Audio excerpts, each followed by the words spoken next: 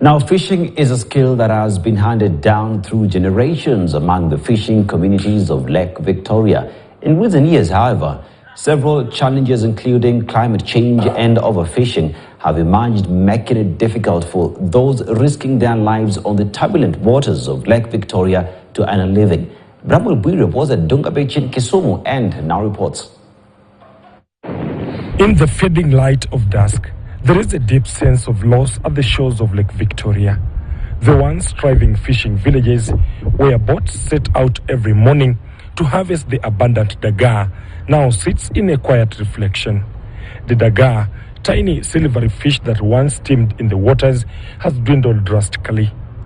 The fishermen who once relied on the lake have found themselves struggling with the species they depended on fast disappearing. We find Dr. K, an experienced fisherman in his late 40s, sitting at the edge of a dock, staring out at the vast waters of Lake Victoria. So one of the things that we will request the government to do is just to protect the breeding places of omena. And number two, those who are still destroying or they are polluting water, to reduce the rate that they are doing to spoil the water. Nearby is a group of women whose main business is selling dagaa from the lake. They have all seen the change, the catch getting smaller every year. Some days they will go home with little to show for their efforts. Kitambo omena ilikuwa mingi, lakini kwa sahi hata hiyo omena yenye tuko nao sahi tunatoa tu nje. Upande wa huko Siaya ndio penye hiyo omena yetu sasa inatokea. Hata sahi tumeona kama pikipiki zimeleta omena, zimebeba omena. Hizo ndio omena inapata. Hapa kwetu hakuna omena. For generation, the young people living along the lake had too witnessed the decline, but they felt powerless in the face of such an enormous problem.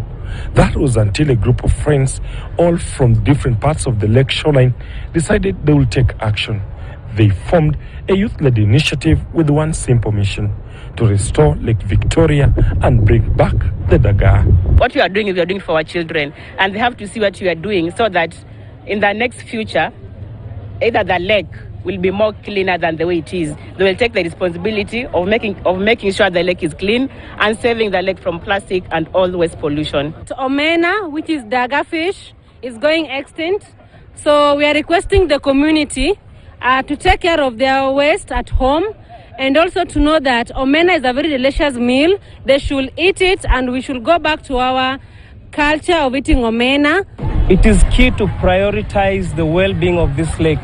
While we implement development projects, let's look at the sustainability. Let's look at the well-being of the lake and the people who live around this lake. It is high time we had policies around the protection and the restoration of Lake Victoria, the protection of its riparian landfills, and the protection of the culture of the people who live around the lake, including the protection of omena as a staple food. Although fishing contributes significantly to the country's GDP, the figure could double if the war on climate change and pollution of the lake is dealt with. Bramwell Bwire,